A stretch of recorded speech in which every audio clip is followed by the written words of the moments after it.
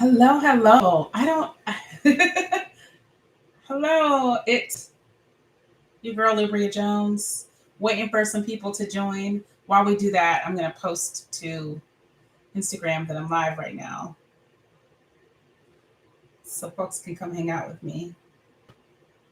Um, Waiting for folks to join to see if you guys have any questions for me about working remotely. Hello, I see one person here. What's up? What's up? I see two people. Hey, I see two people. Hello, my name is Libria Jones, also known as the Remote Work Queen. And I'm here to answer questions that you guys may have about how to work remotely, how to find a remote job, ways to work remotely, how to be effective working remotely, how to clean up your office. Like, please ignore the mess so that you can effectively work remotely. And I do this once a month here on the YouTubes. And you can just drop your questions in the chat, and I would be happy to answer them. And while you get warmed up and think about what your questions are, I want to share with you a few things. One, if you have not already done so, please do download my free guide. It's the ultimate guide to remote work. I'm going to give you guys, I don't think I can share my screen, but here's a link to it. Free guide, Libria Jones. There it is. Let me give you guys a link to that. I don't know if when I drop links in the chat if they work, but it looks like they do. So click on that link. That's the free guide if you don't already have it. It's a great guide. It talks through, 4 different ways that you can work remotely. Hi, Stephanie. It talks through 4 different ways that you can work remotely, and it gives you resources for each of those. I happen to have worked remotely in all 4 ways there are to work remotely over the last 13 years. And so I've kind of put all that into the guide. So feel free to grab that guide. It doesn't cost you anything but your email address. So you do have to give me your email address in exchange to get that. You know how this works. Hi, Cynthia from Philly. Also, the second thing I want to tell you about is I have, gosh, I have so much to share with you. The biggest thing I want to tell you is there is a conference coming up. I'm actually working on the conference right before I started this. I actually started this a little bit late because I was working on the conference. But I'm hosting a 3-day conference. It's the biggest remote work conference for job seekers. And it's happening April 21st through the 23rd. And tickets are actually free, guys. Tickets are completely free. But I'm going to say, but you can upgrade your ticket and get additional benefits. So for free, you're going to get the guide that I just shared with you. You're going to get a workbook,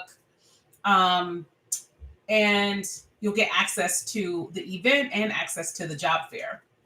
If you get a full access ticket, you'll also get 30 days free access to my Quick Commuting Academy. And the Academy is a lot more stuff like this. Like I do these Q&As every week in the Academy. We also host a masterclass every Monday. I post about 100 remote jobs in there every week. And you get access to career coaches at discounted rates. And we have a recruiter roundtable at least once a month. We just had a recruiter roundtable with one of my favorite remote companies in there where people got to actually talk to recruiters. So if you get a full access ticket, you'll get access to the replays. You'll get access, 30 days free access to the Quick Commuting Academy.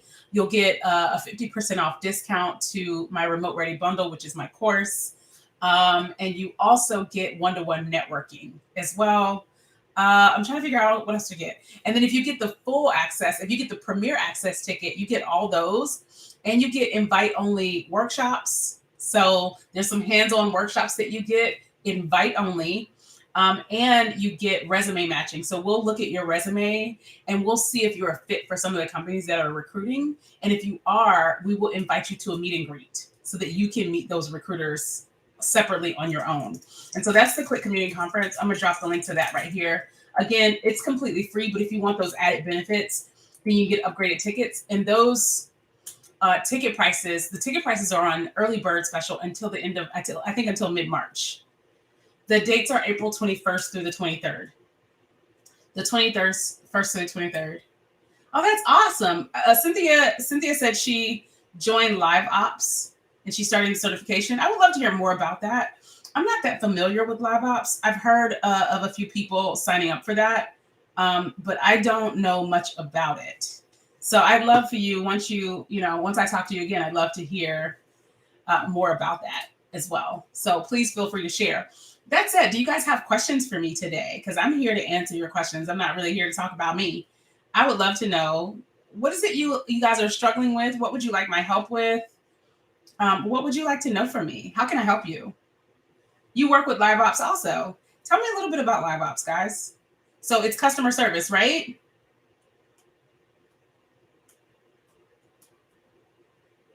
Let's see. I'm just trying to post on Instagram that I'm live. Oops.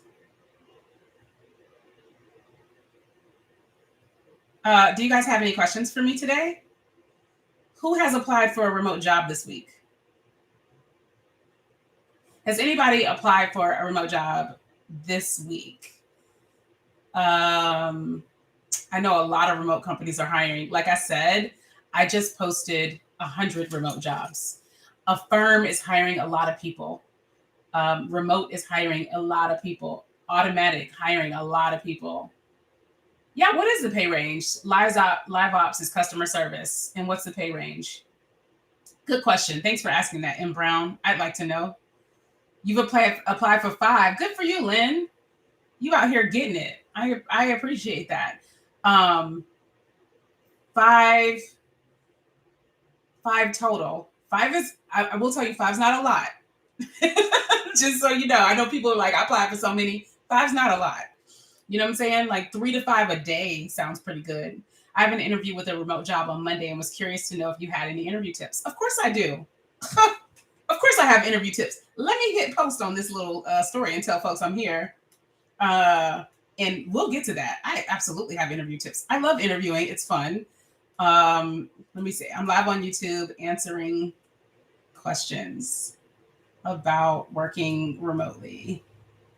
All right, let me post that. So interviewing. First off, congratulations. Really excited about you having your interview on Monday. Now, one of the things I'll tell you is that in my course, in the course, I guide you through the 4 phases of landing a remote job. Phase 1 is like, where are the jobs? Phase 2 is how to apply for the jobs. Phase 3 is how to prepare for the interview. And the cool thing about the course is I give you a whole workbook on things that you need to do to prepare for the interview. And I actually do a mock interview with an interview coach in there. So she actually interviews me for my job. And after that, she and I go back and like talk through my interview about what were the things that I did that were great. What are some of the things that I can that you can work on. There were a couple of things where it was like, I tripped up on a few things, but I wanted you guys to see that. I want you to know that your interview doesn't have to be perfect. Okay. It doesn't have to be perfect to be a good interview. All that to say, the number one thing that I want to say about interviews is so many of us approach interviews as if we are going into an office and begging someone to give us a job. I want you to stop approaching interviews that way. You need to approach interviews from a different perspective, right? Because looking at it like, oh my God, I hope they pick me, puts you it doesn't put you in a powerful position. You are in a powerful position. You come with a set of skills, experience, and just uniqueness about yourself. You have something to offer them, right? You have something they want. They want your unique skills and talents and abilities and your personality, right? And so this is not a conversation of you begging for a job. This is a conversation between two parties, you and the representative of that company, talking about what you both have to offer each other. And you both are making a decision on whether or not you want to move forward based on that. Okay? So when you go into the interview, it's not, I came here hoping they would pick me. I came here to share with them what my values are, what my experience, skills, and personality is. I also came here to get an understanding of this company and assess whether or not it's a place I want to spend my time, right? So they're not just assessing you, you are assessing them. That completely changes the game and gives you a little bit more power in the interview, okay? So I want you to feel empowered in the interview. That's thing one. Thing two, A lot of times we feel nervous and afraid because we aren't prepared, right? When you think about like anytime you've taken a test throughout your life, those tests that like you didn't study for, those are the ones you're nervous about. But the tests that you know you studied, like I know these answers. You go in there like, yeah, I got this. Same thing with the interview, right? So when you are prepared for an interview, you're going to feel a lot better. You're going to feel like you've got a little bit more control. You're going to feel a little bit less nervous. I'm going to say this because I keep mentioning nervous. It is okay to be nervous. Trust me, it is okay to be nervous. Even the interviewer is nervous. A lot of times the interviewer is nervous as well, and they expect you to be nervous. And it's okay. We don't have to be awkward about being nervous. It's natural to be nervous in an interview, period. All right. So I'm going to go back to being prepared. One of the best ways to feel confident is to be prepared. So you want to do a little bit of research about the company, right? So you want to be clear about, what company am I applying for? Make sure you read through the job description before your interview and kind of highlight the things that seem most important. And the most important are the things that they repeat more than once, or the first three things that they mention: roles and responsibilities and the qualification section. All right, so you want to go through that. The other thing that you can do is practice answering or write down your answers to questions that you know they'll ask. So we all have the questions that every interviewer asks, right? Like, tell me about yourself. Listen, don't go into some long tirade about how you were born on a cold winter evening. When they ask you, tell me about yourself, be very succinct and straightforward, and kind of give maybe a small elevator speech about your career path and what you're most passionate about. Okay.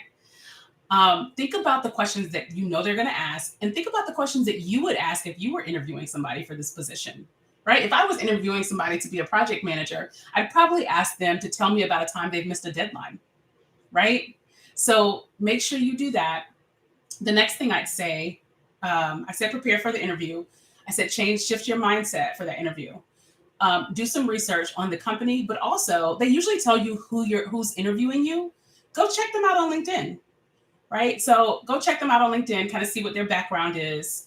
And you may find that you guys have something in common. Maybe you went to school in the same city, right? Or maybe you have the same career path. And if that's the case, bring it up in the interview. I've definitely said before, oh, I see you went to Florida State. I'm from Tallahassee, right? And now I have a connection with that interviewer. People like folks that they can relate to. All right. So look the person up on LinkedIn, do a little bit of research on that person, and maybe even ask them something about their background. That's the next thing I'm going to say. Make sure you have questions for your interviewer.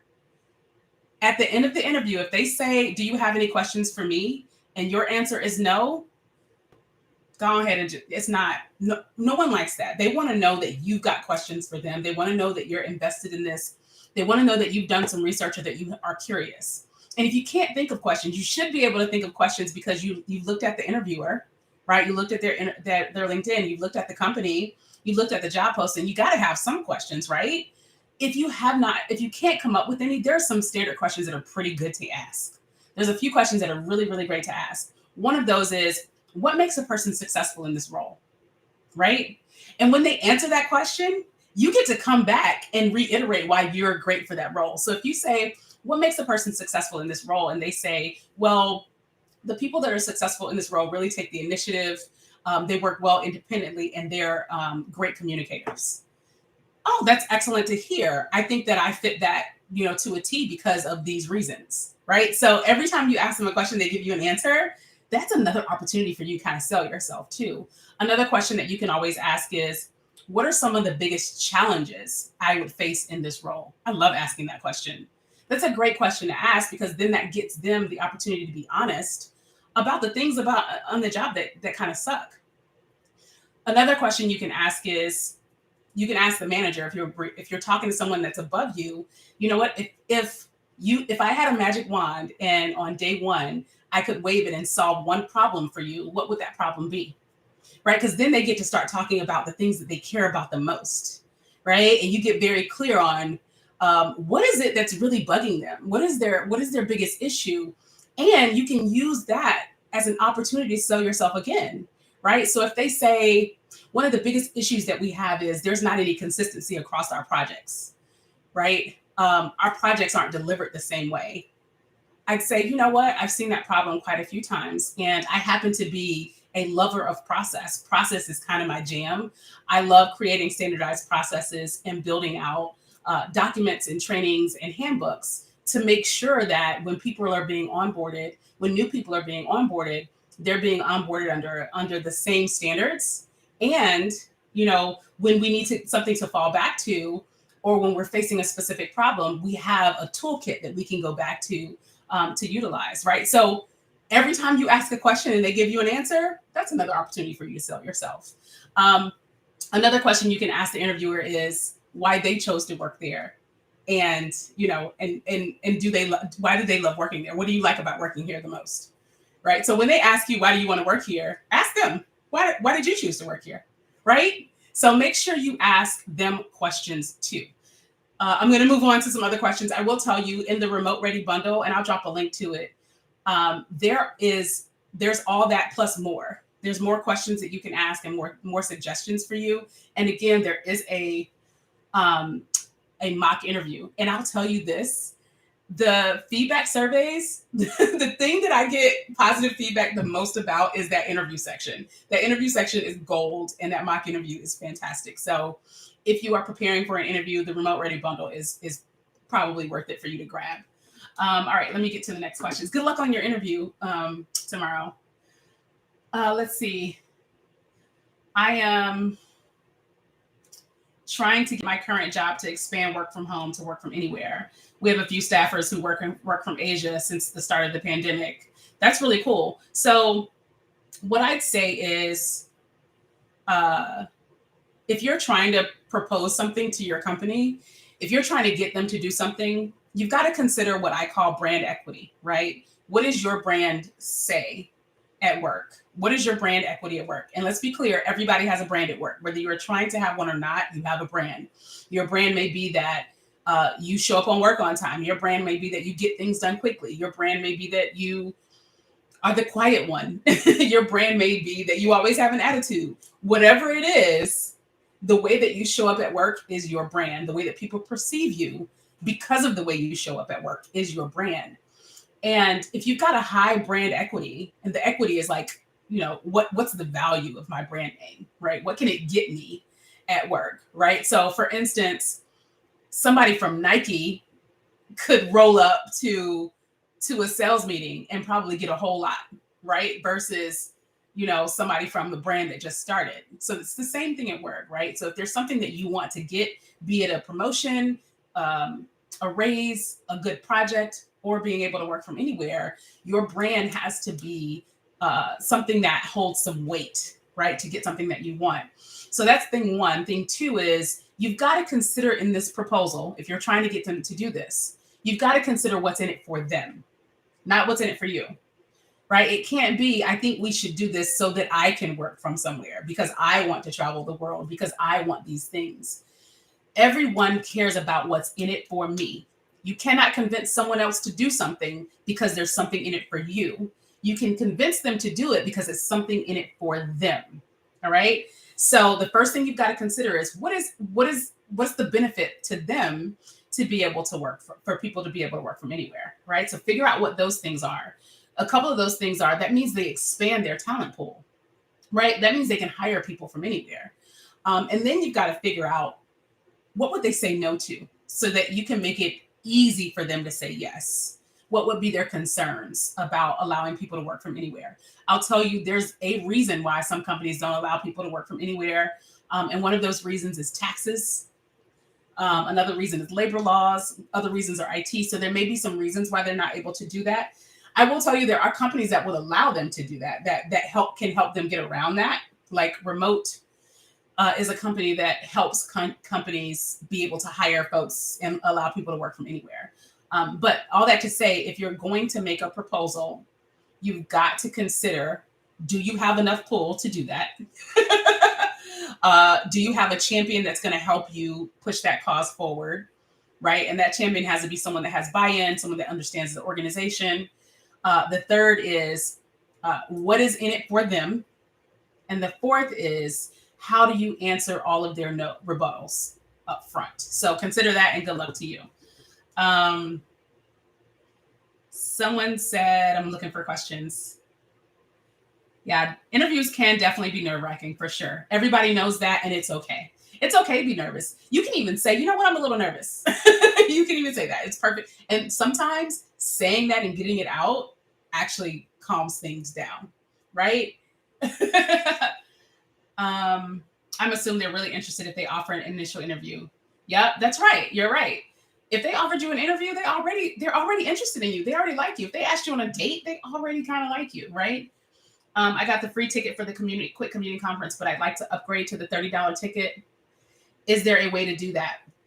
Yeah, you can, but we have to cancel your previous ticket in order to do that. So yeah, there's no straightforward way to do that. So you will have to send an email to hello@quitcommuting and ask us to cancel your free ticket so that you can buy a ticket.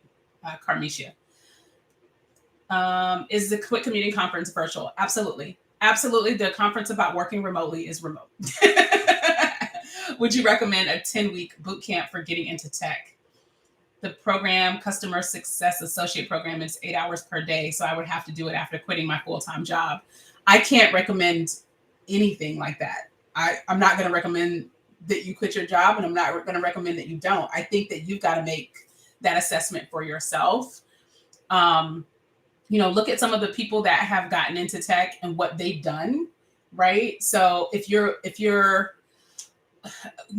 think my question back to you is, why are you considering it, right? If it's compelling enough and it feels worth it to you, then sure. I'm sure there are other programs that you can do while working as well. So I think that's a decision that you've got to make. I don't feel comfortable recommending any of those things for you. I think moving into tech, if you're trying to move into being a developer and you don't have a background in computer science, doing a boot camp is an excellent idea. Which boot camp that you do, I can't opine on that because I've never done one. And whether or not you should take the 10-week, 8 hours a day boot camp and quit your job, baby girl, don't put that on me. Don't have me making those kind of decisions for you. I think what you've got to decide is, does that feel worth it? Are you set up to comfortably take that kind of leap, right? So if you've got the savings, if you've got, another income, if you've got some support that will allow you to do that, and this will get it done in a shorter amount of time, and you feel comfortable taking that gamble, sure. Also consider there are boot camps that you can do while you're still working. So you've got to decide, which sacrifice do you want to make? Do you want to work and take a boot camp class, or do you want to sacrifice your job so that you can get straight through it? Let's see. You can always ask the interviewer about their experience in the company. Yep, that's a good question. I've worked in 5 different departments, so I have a tremendous amount of institutional information. I'm a terrific communicator and trainer. Good. Thanks for providing great interview tips. You're welcome. Is it okay to ask about the pay and benefits on the first interview? I don't typically ask that on the first interview. I typically don't ask that question in an interview. You know what? I feel like I should ask my interview coach, my friend who's an interview coach, what she thinks about that. I don't typically ask about money on the first interview. I typically just wait for them to reach out to me to provide that information, because it's going to come anyway, right? Like, they're going to send you that anyway. So I don't feel like I need to ask that in the interview, because if the interview goes well, they're going to send me an offer with that information.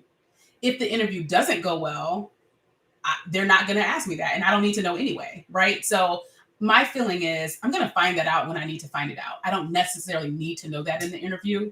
I'd rather know that they want to offer me a job and then find that out at that time. Like, I'm not in a rush to know that is what I guess I'm trying to say. So yeah, I've never asked that in the first interview. And I know the approach or the advice, the general advice from interviewers for a very long time has been, don't ask that. I don't know if that advice has changed in the recruiter community, but I'd love to circle back. I'll ask a few recruiters and circle back on that in the comments, in the description box or something. I'll drop a comment of that. But yeah, again, I just don't feel like I need to know that in an interview, because I don't even know if you're going to give me an offer, right? And if you do give me an offer, I will find out. You'll let me know. we've been on full-time work from home since March 2020. That's when a few staffers decided to return to their home countries. Yeah. Thank you for smashing the like button. Everybody, smash the like button.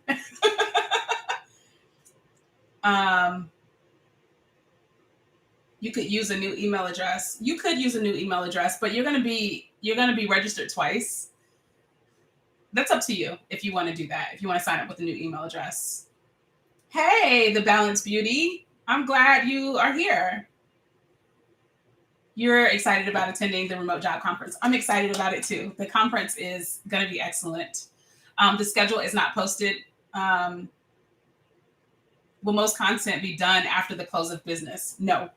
We can't do it after the close of business because quite a few of our speakers are not in this country. And so like 4 p.m., 3 p.m. would be 3 a.m. for them. Additionally, we have after hours invite only workshops. And so if we did the conference after 5, our workshops would be at like 9 at night. So no, it won't be after 5 p.m. But if you miss it, you can catch the replays as well. If you don't buy a ticket, if you buy a ticket, you get access to the replays. If you don't buy a ticket, we do sell the replays as well. And one of the conference days is on a Saturday as well. I mean, honestly, if you're able to, you can always just kind of put it up on your computer and listen to it at work. I know some people do that, or listen to it on your phone. You can access it on your phone. So if you listen to music at work, same. You can just kind of listen to it while you're at work as well. The schedules. I've been interviewing for a long while and have not been hired. I'm extremely discouraged that I've not nailed a position. It's been difficult to motivate myself to continue applying. That's totally fair. So I just want to validate your feelings. Going on multiple interviews is exhausting. Applying for jobs is not fun. I will never pretend like searching for jobs is an enjoyable process. I won't ever pretend like it is. It's not. It's kind of whack.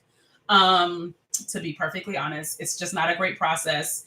And a lot of times, recruiters just ghost us. They don't respond. You go through the process, they interview you, they say, we'll get back to you, and then they don't. Right? So it's very frustrating.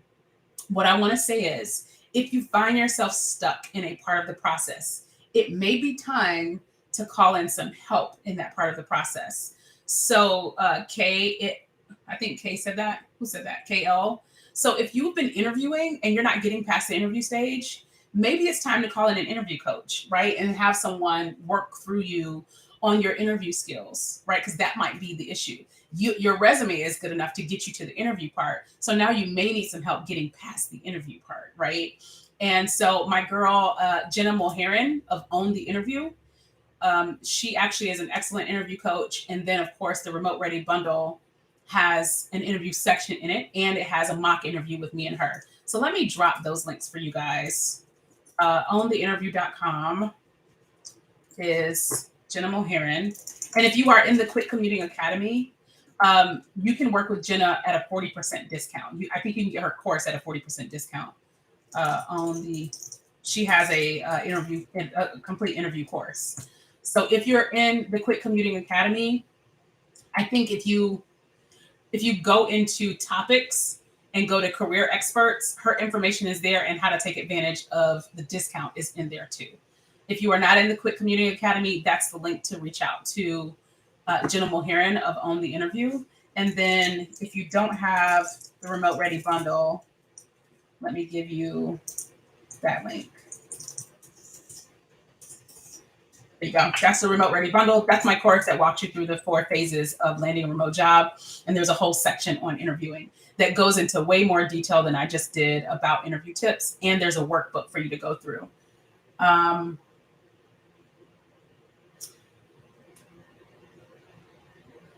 Yeah, thank you for calling that out. I work for HR in a local government. Our benefits are posted on our site. A lot of times they give like some general information about benefits on their website. So if you go to their career site, the company that you're talking to, if you go to their, or interviewing with, if you go to their career site, you'll see kind of the benefits. So typically what I do is once they send me an offer, I then say, can you also send me the benefits? Because the one thing that you want to figure out is what is your total compensation package and how much are your benefits going to cost you as well, right? So they'll say on the website what kind of benefits they're going to offer you, but that doesn't tell you how much those benefits will cost you out of pocket.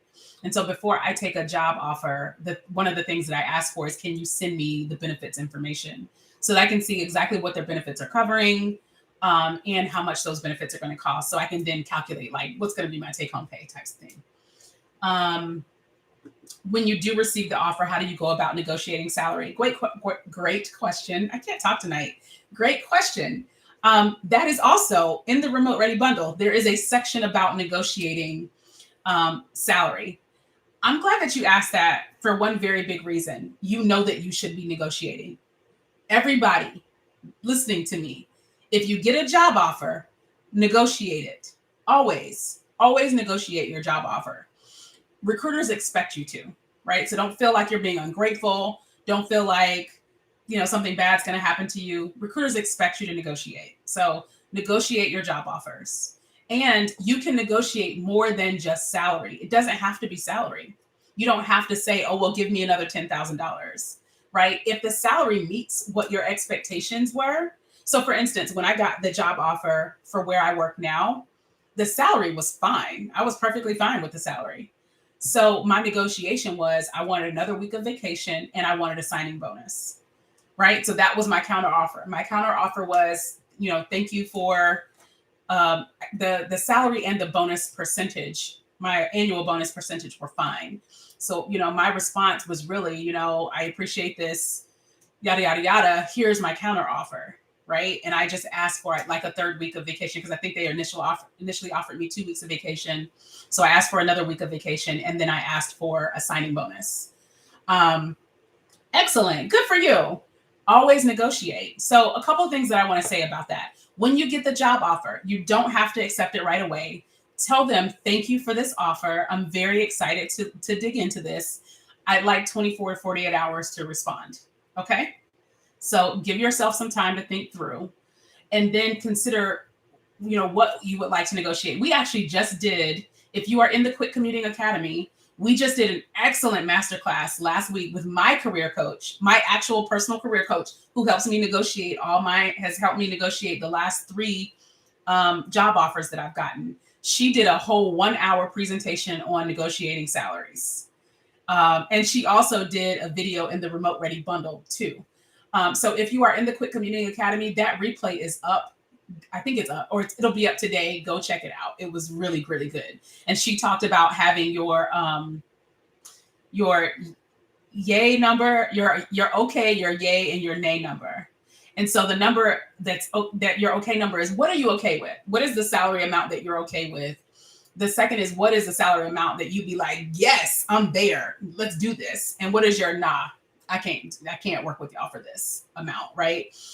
So 1, always negotiate. 2, it doesn't have to just be salary. If you're okay with the salary, think of something else. Maybe you want more vacation. Maybe you want, if it's not a fully remote, maybe you want more remote time, right? Or maybe you want a bonus. So think about that. I'd also say that make sure that you understand that the why behind your negotiation. Don't just ask for some arbitrary number, right? And you can use sites like salary.com and Glassdoor to get a feel of the range. All right. So yes, please negotiate. Please negotiate your salaries. And if you're in the Quit Commuting Academy, again, you can go and catch the replay. If you are not in the Quit Commuting Academy, you can join free for 14 days and catch the replay as well. Bit.ly QCA. I'm giving you guys the link to join the Quit Commuting Academy, and I'll tell you what that is in just a second. Are piercings still taboo? I don't know. I'm a woman. What do you mean by piercings? I think that's going to depend on your industry. Like if you're a designer or something, nobody probably cares, but I have no idea. I have no idea if piercings are taboo. I think it depends on where you're working. And I'd always say kind of err on the side of caution.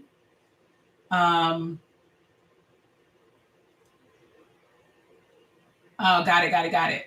I will say that, Carmisha, if I've heard good things about boot camps, I have. I have heard good things about tech boot camps. There's actually a woman in the Quick Commuting Academy who's in a tech boot camp right now. And she's very much looking forward to finishing and getting into the tech space. So if you join the academy, you can connect with her and you guys can talk all about that. I started working in the 1990s. How far back should I include jobs?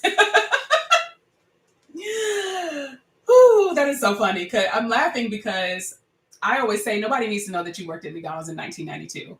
I'd say you don't necessarily have to focus on like how far back you should go, but focus on your experiences relevant to the type of job that you're looking at, right? So if I'm applying for project manager roles, I don't need to talk about the fact that I used to work in at McDonald's. I don't need to talk about the fact that I worked at a benefits company answering phones. I used to work in customer service. I had a 10-year career in customer service. None of that needs to go on my project management resume because I'm applying for project management jobs, right?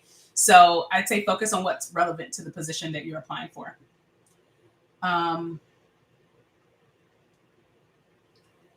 Let's say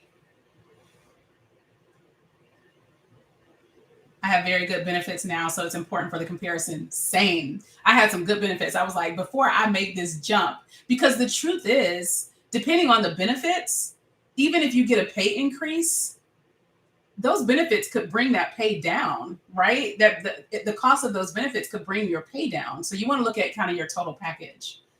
How do you discuss location? Like you, a U.S. citizen working in different locations outside of the U.S., while the company is USA based and hired you accordingly.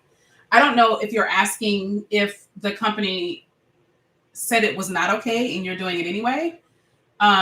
But I'd say in the interview, you can ask that question in the interview, right? So if it's a remote position, you can always ask them, what is your policy on working outside of the US? Or, is this a remote work in the US position, or is this a remote work from anywhere position? And I want to be very clear about something. Some companies will let you live anywhere. They don't care where you live. I have a blog post with a list of companies that don't give a damn where you live while you work.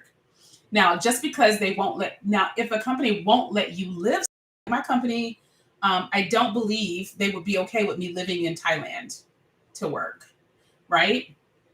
But I can still go hang out in Thailand for a month, for 3 weeks, a month, or however long as my residence is still the US.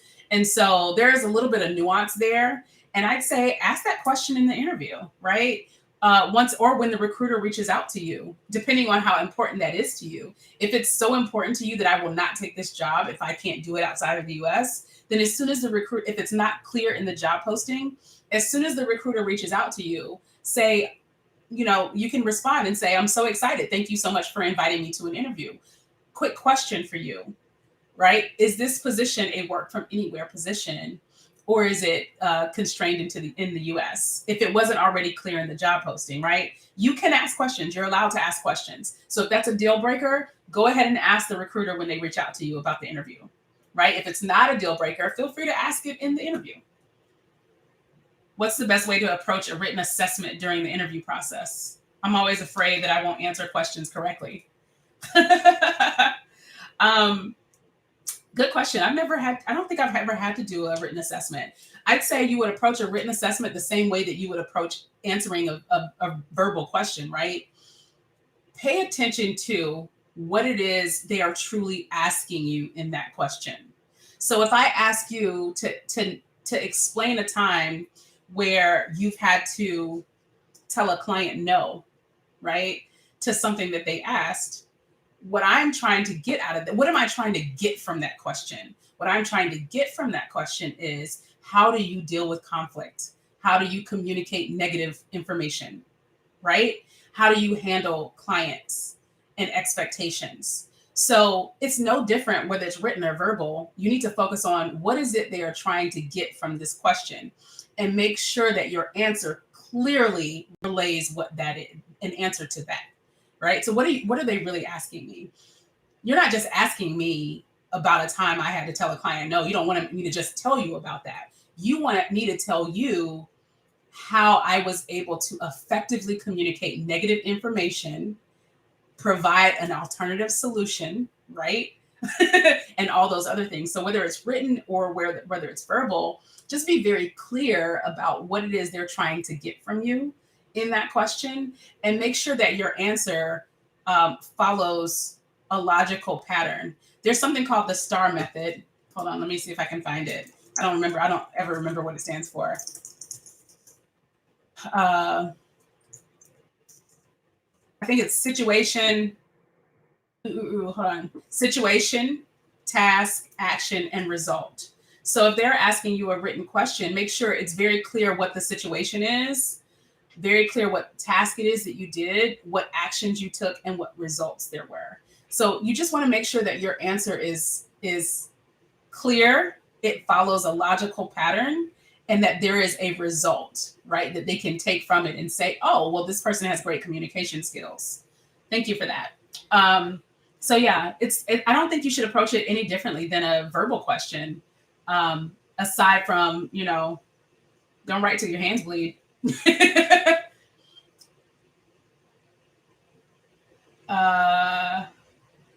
I need a job that will let me live in Mexico. Oh, like I said, there's a blog post that has at least 15 remote jobs that don't care where you work from. Let me share that blog post with you. I've definitely been here longer than 30 minutes, y'all. Let me find that blog post and share it with you. 15 remote first companies that don't care where you work from. Here you go. There's that blog post. I'm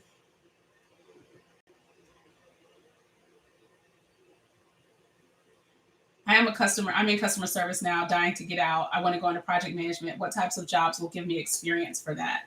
Also, as a project manager, who works under you? Ooh, that's a long question. That's a lot of question. That's a big question, friend. I'm going to tell you, I have a hour-long YouTube video about how to transition into project management. Because I'm short on time and I've been here over 30 minutes, I'm going to tell you to go there, because I detail how to get into project management there. I believe that almost every job has some element of project management. And so if you aren't already doing some things that are project management related, like giving status updates, planning out events, things like that, then start taking initiative. So I used to work in customer service also, again, for a very long time. And I ended up taking the initiative. There was one benefit that nobody in our group could explain or make answers to or give answers to. I ended up taking the initiative to launch a project to create training around that one benefit, because I was the one person that understood it. Right. And so I can use that as project management experience. I could say, I launched a project to build a training program around a benefit that my customer service department didn't know how to explain. Right. And from there, I ended up getting promoted to manager in the customer service department. And I built out our whole training program. Right. So my title was customer service manager, but I did project management work in that I managed a project to develop the training program. Right. So I talk about all of that in this video. So it's in another one of my YouTube videos, how I got into project management. And then the other question is, as a project manager, who works under you? Typically, nobody works under you as a project manager. Project managers don't usually have direct reports. They usually manage a team, and that team usually reports to somebody else, right? And so it's called a matrix organization. It's basically called a matrix format, where you've got, so let's say if it's because I work in technology, I've got developers and business analysts that are on my project teams. And so, yes, I tell them what to do, but they don't report to me. In fact, I don't believe I'm in charge of them. I think I am a servant leader. I am there to serve them and to make it easy for them to do their job, because they build things, they create things. I don't create shit.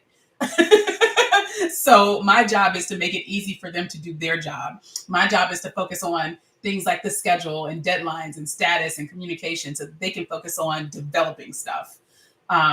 So yeah, they don't work for me. They usually work for, whoever their boss is.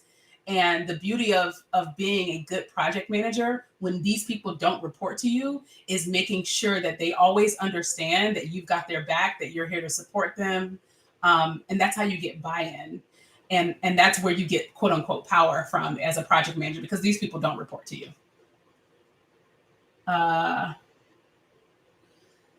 Situation, task, yep. Try project coordinator roles. That's a great way to start. And I think I talk about that in the video as well. Great call out, Stiletto. Shay. Do you showcase companies that are work from anywhere in the upcoming conference? Yes. We actually have a whole panel on that topic. There is one panel on remote first companies, and it's day one of the conference. We're leading the conference off with that. Yeah, that did go fast. This little 45 minutes. Well, it's been 45 minutes. If you are a business owner transitioning into tech, specifically a project management role, what are some of the transferable skills? Come on now, London. You already know what the transferable skills. If you owned a business is a project, right? A business is a project. So I did own a business before I got into my current role. You know what? I just tell you to go to my LinkedIn as an example. Go to my LinkedIn and scroll down.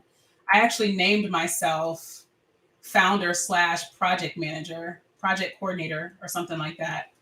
Let's see. If you scroll down to Wanderous Life, let's see. Yeah. So here, I'm going to give you my LinkedIn. Let me give you a link to it. And scroll down. It says founder, operations director, project manager. And I legit pulled out things that I did as a founder that were related to project management. I mean, running a business is running a project. It's the same thing, right? So you just want to kind of talk about it in that way. I just realized I wasn't subscribed. Yes, please. If you're not subscribed to my channel, what are you doing with your lives? Go ahead and subscribe so that you know when I go live again. I work 100% telework for the government, making great money. I work in purchasing and timekeeping payroll. Where do I start? I don't know what you're asking. Alexandria the Great. Where do you start with what? Sounds like you already have a remote job. What do you mean, where do you start? Are you trying to do something different? Sorry, I'm late. No apologies necessary. It was important for me to be here today. I'm a Canadian and I work in human resources.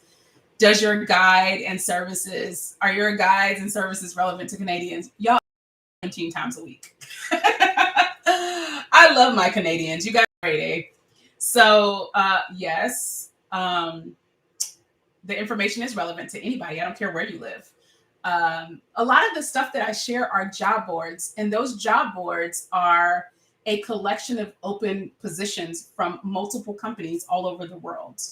And again, as I said earlier, quite a few of these companies don't care where you work. So Canadian, Nigerian, Mexican, who cares? They don't care where you work, right? So a lot of these companies have global workforces, so they don't care where you work from. And quite a few of these companies are actually Canadian based. Some of these companies are based in Australia. Some of these companies are based in Europe. So the information that I share is agnostic to where you're located. It is agnostic to how much experience you have. It is agnostic to what background you have and where you've worked. Because again, a lot of these are job boards that have an accumulation of jobs across categories, across company types, across, entry level all the way up to CEO level. And I say I post over 100 positions in the Quick Commuting Academy every week. A lot of those I end up having to type, this one's in Canada in the comments. Because some of these companies are specifically looking for people in Canada. Some of these companies are specifically looking for people in Europe. And so it's kind of all over the place, right? There's definitely not, it's definitely not just for people in the US is the general answer.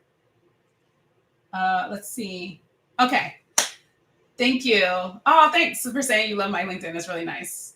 All right. So I'm going to roll out of here, but I want to say this really quickly. I have mentioned the Quick Commuting Academy several times in this conversation, and I don't think I told you what it is. The Quick Commuting Academy is basically my community where people get a lot more access and a lot more resources that are like this. We do a Q&A like this every week on Wednesday. We do a masterclass every Tuesday night. Last night we had a masterclass on LinkedIn. Last week we had a masterclass on negotiating. Next week we have a masterclass about telling your story about a career change. We have a whole schedule for March. So we do masterclasses every week. I do a live Q&A every week. We also have recruiter roundtables at least once a month, where recruiters from remote companies will come and talk to you about the positions that they're hiring for and about their company. This week we had last week we had Remote come and talk to us. They're one of my favorite remote companies. They're hiring people all over the world. And they are a company that actually enables other companies to hire people from all over the world. And so there's that. And then you have access to, what is the word I'm looking for? To career coaches, interview coaches, LinkedIn coaches, resume writers at discounted rates. The other thing that you have is we post in there every week a list of open remote jobs, right? And so we can't post all the open remote jobs because, we would be here all day. But when you see that list, you see that these are the companies that hire remotely. So I can go there and see what else they're hiring for. And the other thing I like about the community is that folks are in there looking out for each other and helping each other out. Like there's a small group of folks in there that are looking to be product managers. And so they kind of talk to each other about what kind of certifications they're getting, classes they're taking, companies they're looking for. The young lady that mentioning taking a boot camp, there's a woman in there that is in a tech boot camp. So that's a great opportunity for you to network with her. So I'd say check out the community. You can try it out free for 14 days. And that way you can come in there. The person that has the negotiations question, come in there and watch the negotiations replay and check that out. And you can join free for 14 days. I will tell you up front, full disclosure, it is going to ask you to put in your credit card information. I know personally, I always forget to cancel free trials. This system will email you 3 days before you're charged to tell you that you're going to be charged. And even if you miss that one, it emails you every month before you get charged, right? So let's say you said, you know what, I think I'll stay in there for another month, but you're scared you're going to forget next month. It will email you every single month, 3 days before you're charged, to say, do you still want to be here, friend? Because I don't want to keep you here if you don't want to be here. In fact, I want everybody to go into the Quick Commuting Academy, get what they need, get a remote job, tell everybody their good news, and then bounce. My goal is not to keep you in that academy for forever. So you can join the academy free for 14 days. Let me type the link to that again. And when you join, you can watch all the replays from the master classes that you've missed, and you can be there for the master classes that are coming up again. No, thank you guys. I really appreciate it. Thank you for hanging out with me tonight. Awesome. I'm glad that you're looking for a change, and hopefully some of the resources that I've provided will be helpful to that end. If you have not already downloaded the free guide, please do that. If you haven't, either join the Quick Commuting Academy or purchase the Remote Ready bundle, or both, handle that. And definitely sign up for the Quick Commuting Academy. Even if you just get a free ticket, definitely sign up for that, because it's going to be incredible. Oh my God, it's going to be so great. Also, if you're a freelancer, we have just added so much content for freelancers. So I feel like we kind of touched on freelancing last time. I want to really lean into freelancing this time. So if you are a freelancer, if you know a freelancer, tell them about the Quick Commuting Academy. There's going to be a whole lot of content around that this year. All right, y'all. Have a good night. Don't forget to like and subscribe, and I'll see y'all in a month. Or if you're in the Quick Commuting Academy, I'll see you Wednesday. Bye, y'all.